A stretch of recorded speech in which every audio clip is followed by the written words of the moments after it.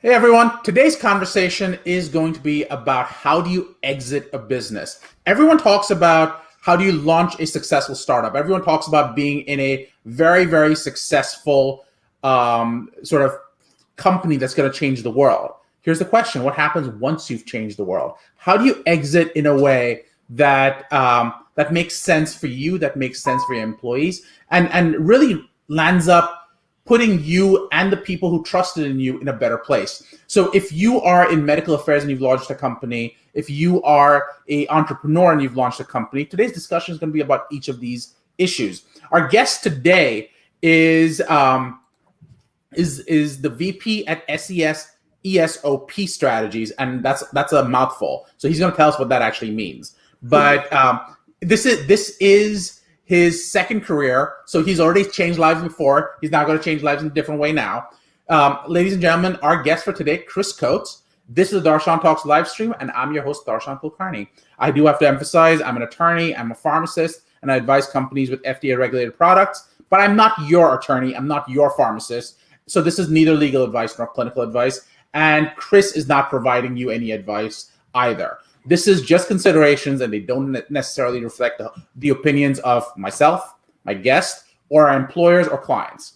If you like what you hear, please leave a comment, please subscribe and share. Please feel free to ask our guest questions. You can always reach out to me on Twitter at DarshanTalks, or just go to our website at DarshanTalks.com. Alternatively, if you want to reach out to Chris, how can people reach you? They can reach me at christopher.coates, that's Coates, at SESESOP.com. There you go. So Chris, let's start from the beginning. What is an ESOP? Okay. An ESOP is basically, it's a means to sell your business and transition out separate from a PE sale or a third-party sale or an IPO. Maybe we start from the beginning. Let's first talk about the types of sales for people who don't know what that means, because you mentioned like 3 different ways, and that may throw people off. Right, and that's part of the complexity when someone's looking to sell their business is there are a lot of options. If it's a tightly held family business, you can do an intergenerational sale or some sort of estate planning mechanism. If you have the access to maybe an IPO, you can do that, or you can do, like I mentioned, a third party or private equity sale.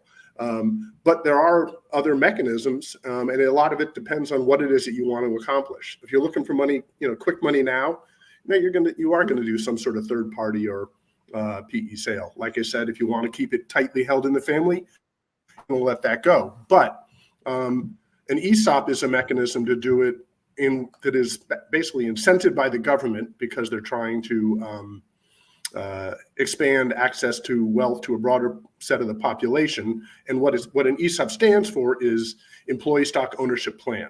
And what it is, it's a benefit plan for your employees, sort of like a 401k, that is funded by the company, and it's a trust. And basically they get shares akin to a 401k, except it's not diverse, it's in the shares of the company, and it's not something they opt into, it's a benefit provided by the company.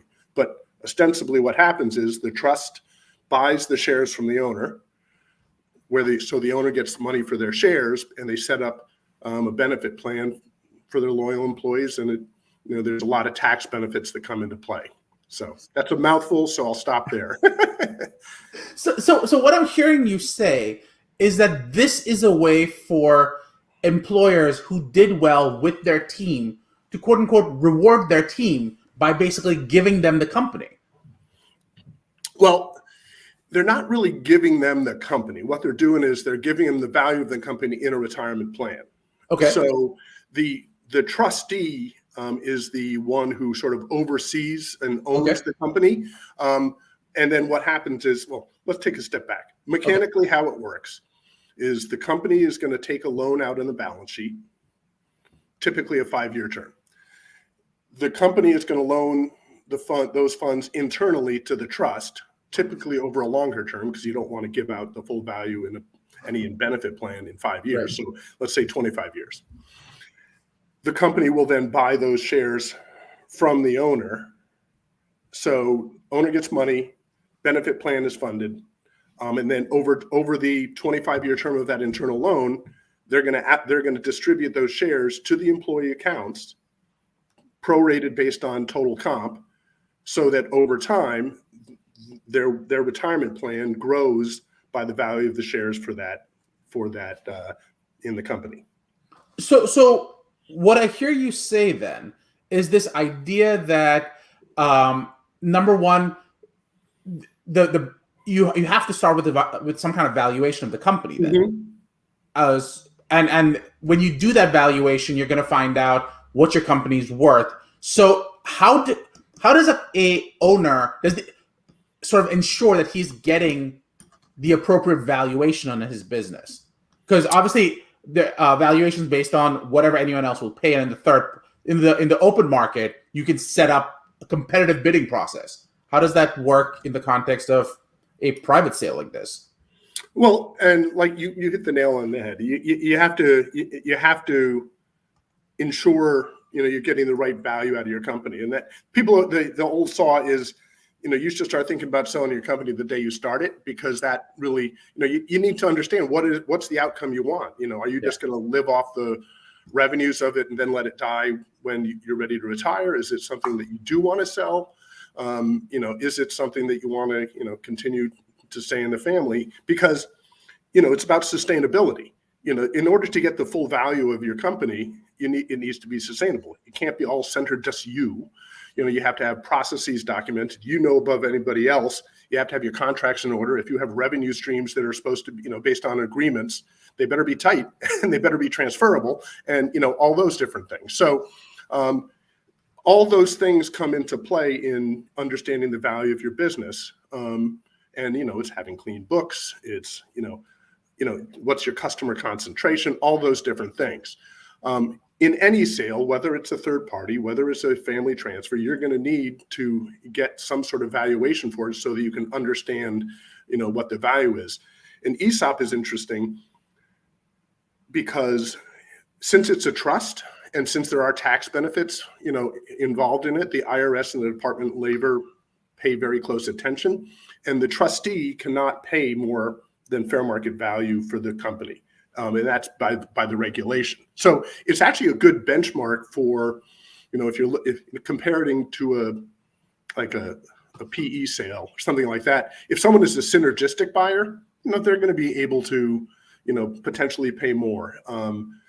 If they're, they wanted maybe take out a competitor or buy some IP, they may be, willing to pay more. And ESOP can't do that just because it dilutes the value of the benefit plan if the trustee overpays.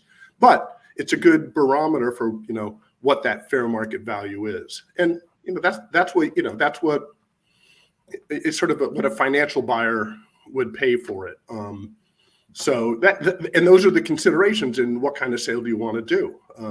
One of the things that ESOP has going for it is if you have a low basis company and you're a C corporation, you can actually defer the capital gains on the sale of your business until step up at death. So, again, it's sort of weighing the pros and cons of the different mechanisms, but many times that can outweigh any premium that someone is willing to pay for a business. So here's my question. If you've got a situation where you are in many ways giving a reduced basis in selling your company, right? As compared to what a competitor might charge, can the new owners, i.e., the employees, turn around, get together, and say, "We'll sell our shares to a potential competitor because we'd rather have the money"? Is that an option? No. Again, the owner of the company is actually the trust, right? So it's the benefit plan, and the employees accumulate shares in their benefit plan so that when they retire, right, they will get distributions, much like their 401k, out of that plan. Now, the government set these up as part of ERISA in the 70s in order to incent that greater access to wealth. It's actually doing their job. Rutgers studies ESOPs and has a lot of data. Employees at ESOP companies have 2.5 times the wealth in their retirement accounts than non-ESOP companies. Not 2.5% more, 2.5 times. And it's just that, I spent a long time at Accenture. I had access to, RSUs. I could buy into the stock plan, all that kind of stuff. A lot of mid-market companies don't have access for that. So this is basically creating a mechanism where they can get it as part of their retirement plan, but it's material, and it tells you that the intended purpose of the regulation is doing its job. 2.5 times, that's a material number. Absolutely. So let's ask this question. That's great that the employees benefit. How do I, as the employer, as part of selling this, how do I benefit?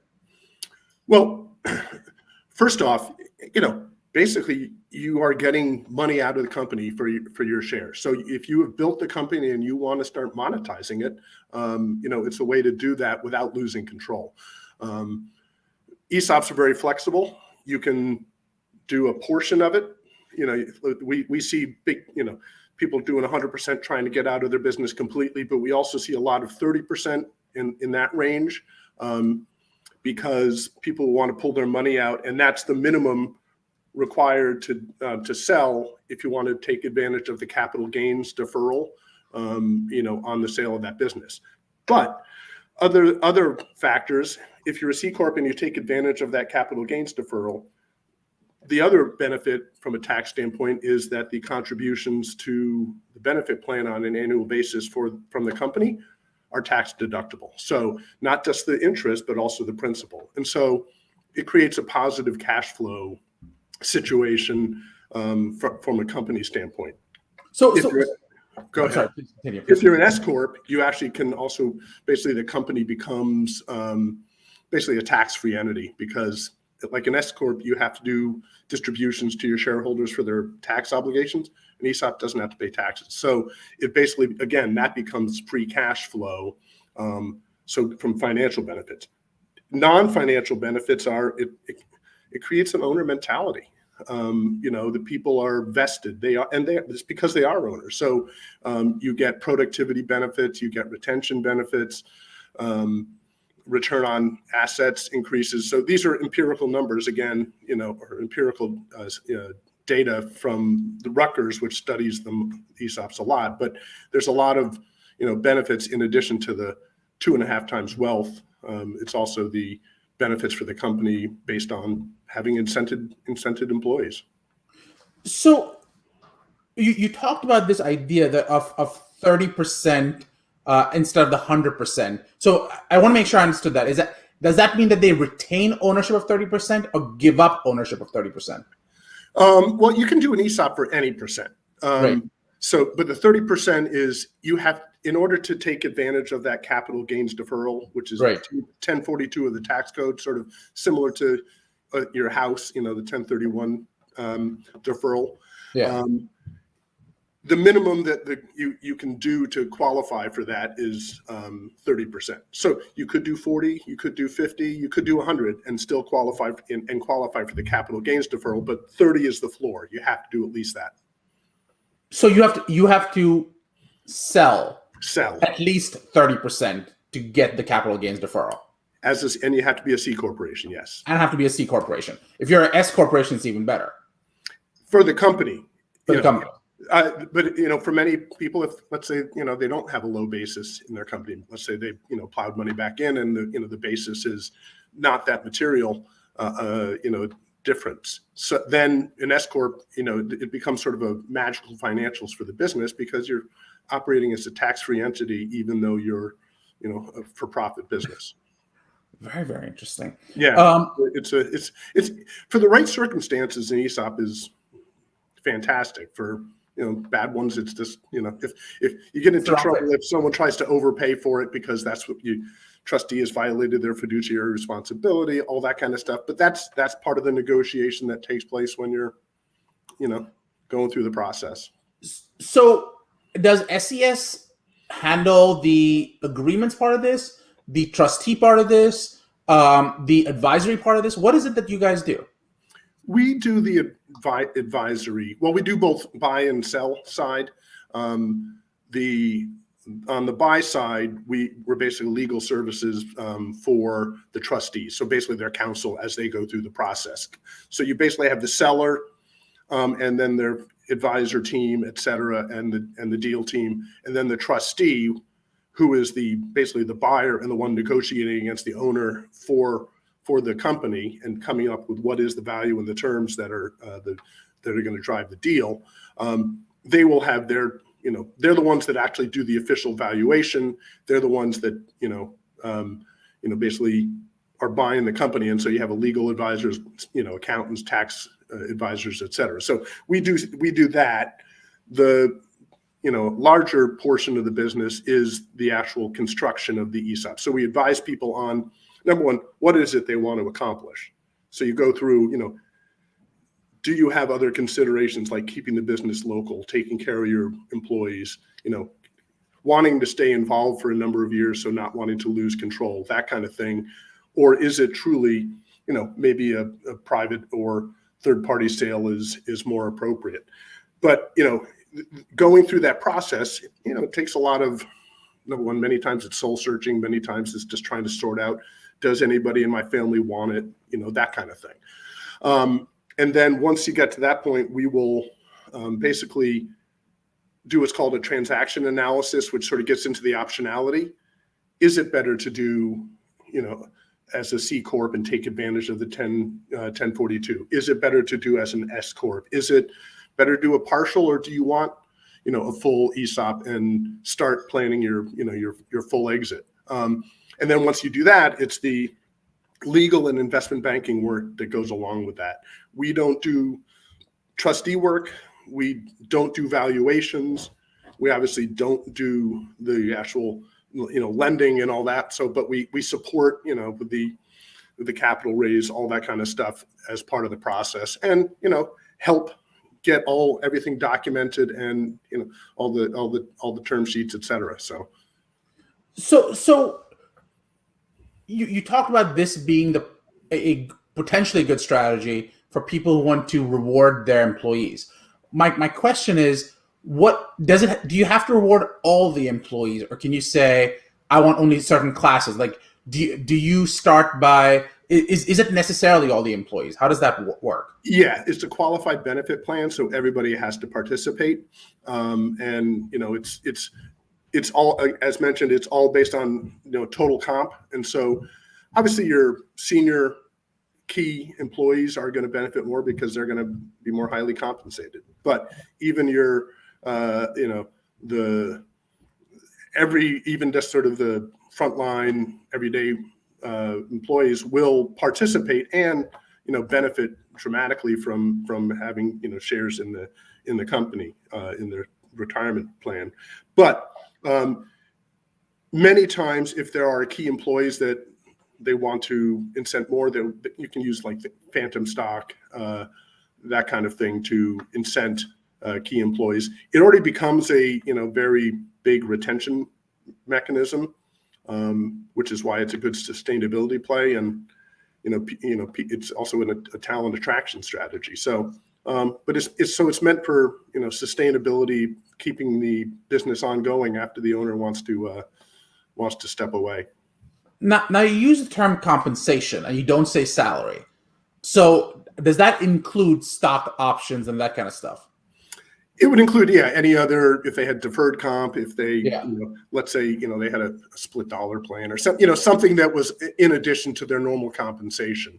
And that, so, but other like pure stock would go away if once an ESOP is set up, obviously, because the trustee owns the shares. But again, that's where some of the phantom stock and other compensation mechanisms can come into play. But so it's just that total comp is what is used to figure out what the allocation is of the shares across the employees. So does this necessarily, is this easiest to do if it's a minimal number of original shareholders? Because I have to imagine otherwise getting 100% of shareholders to give up a portion of their stocks so that a trustee can hold on to them probably becomes more complicated, I imagine. It depends. Yeah, you're right. It needs to be, there needs to be alignment of the, in the strategy across, all the shareholders. Typically, a lot of the businesses we're dealing with, so we're mid-market. Our floor is $1 million in EBITDA. and up.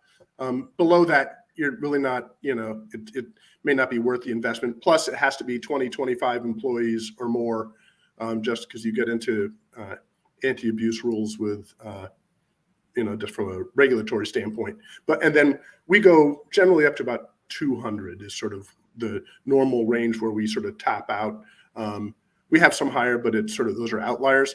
Our wheelhouse is sort of that $15, $20 million valuation range.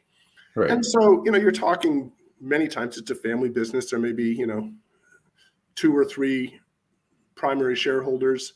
It can be, we see a lot of, we don't necessarily see a lot of like in the normal course of business, 10, 15 shareholders. It would be a smaller pool that generally is sort of starting to think about exiting, pulling money out, what's next for the business, how do we keep it going when we're ready to step away.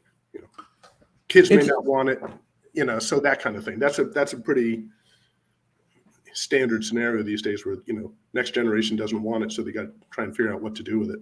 So let's flip that around. What if I am a scenario? What if the scenario is I'm majority shareholder? I have, say, 70% of the stock. 30% is owned by 50 other people. My floor, as you mentioned, from a cap gains perspective, is 30%.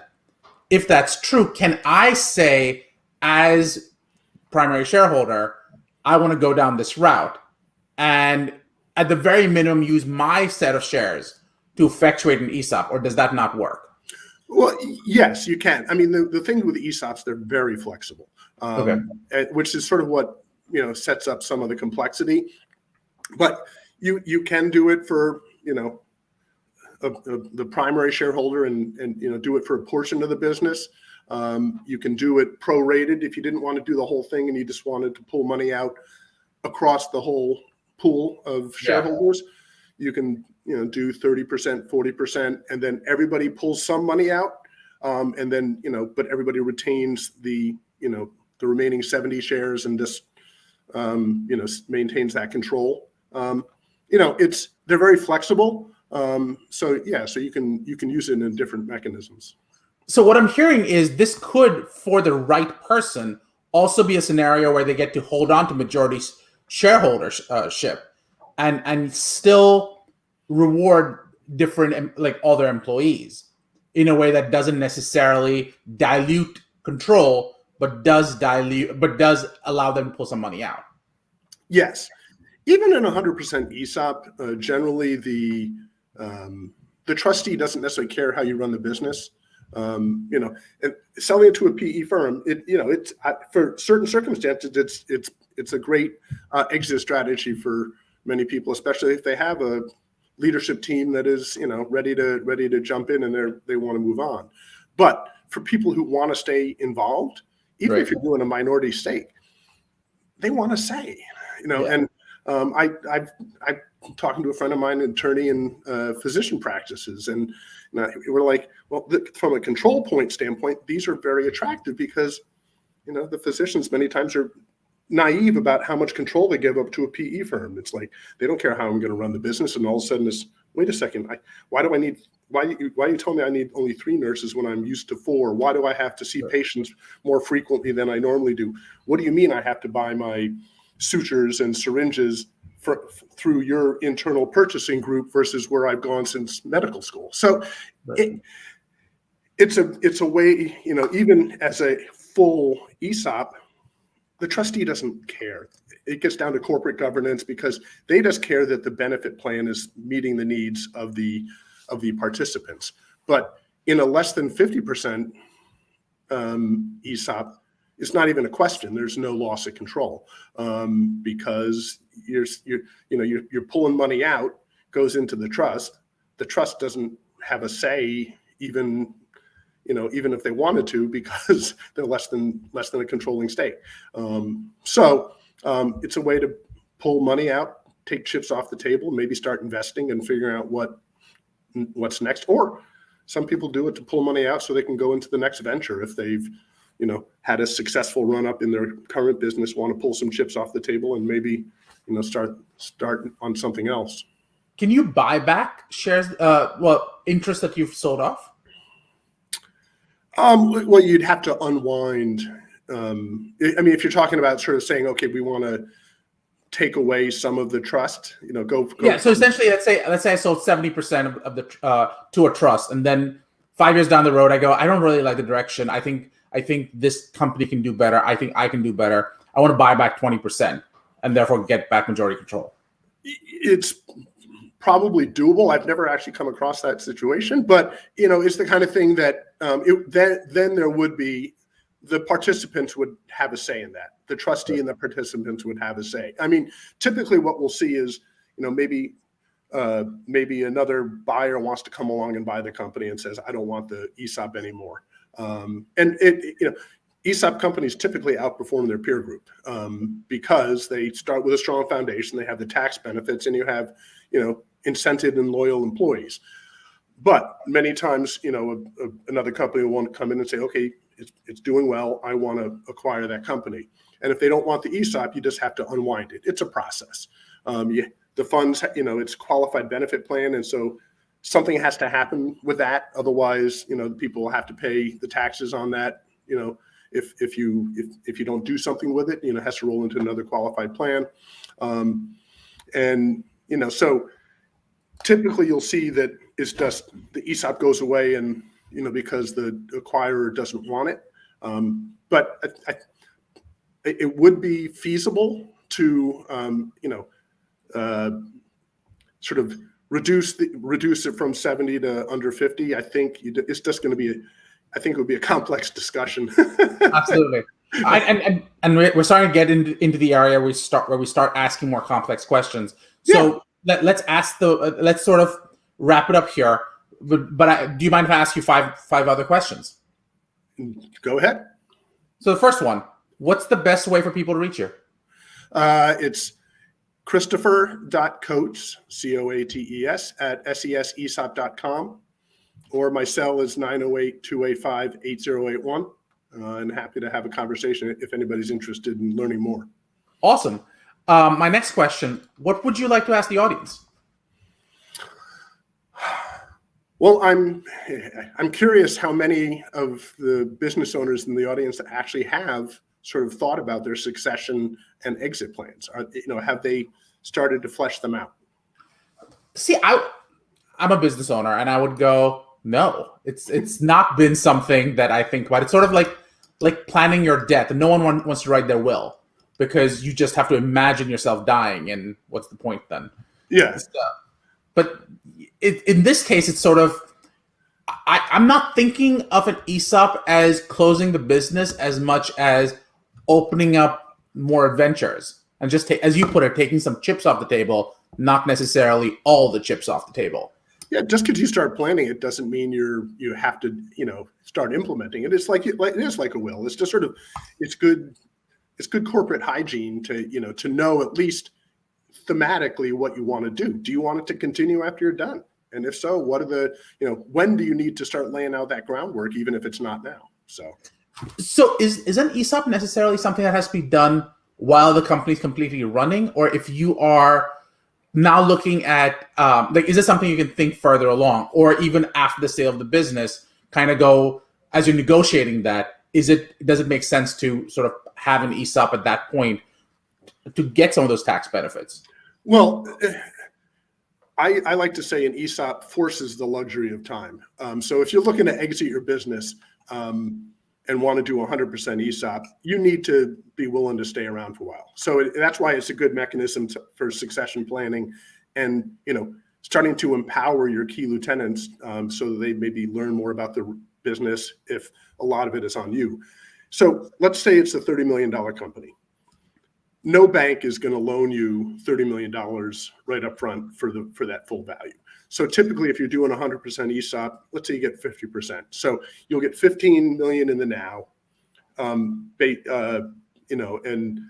on a bank loan, and that'll be the primary debt, and then you're going to do the balance with a seller note. So the ESOP will be fully funded, but you're getting 15 million now.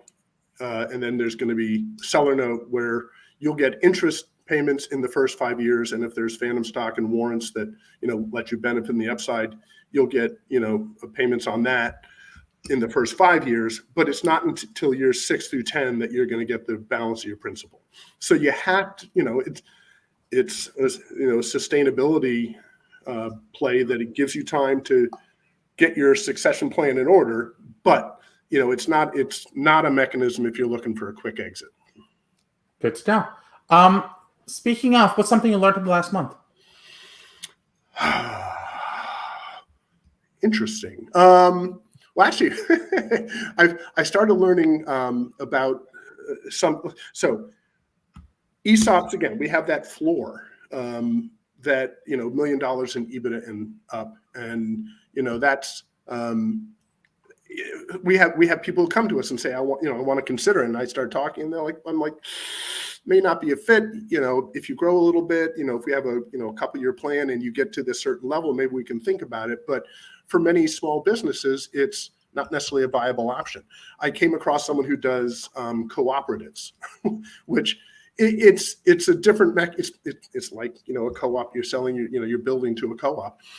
You basically sell the business to the employees in a cooperative manner, and they basically, the employees share in the ownership. The owner gets out. You lose control pretty quickly because like a co-op building, everybody wants to stay. But I started learning about those as an option for someone who cares about the employee benefit aspect more than maybe getting the last dollar out of the business. And that's a mechanism that I'm starting to learn about, which I thought was sort of intriguing and good answer for smaller 12 to 15 person businesses, that kind of thing. Yeah. What's something that made you happy in the last week?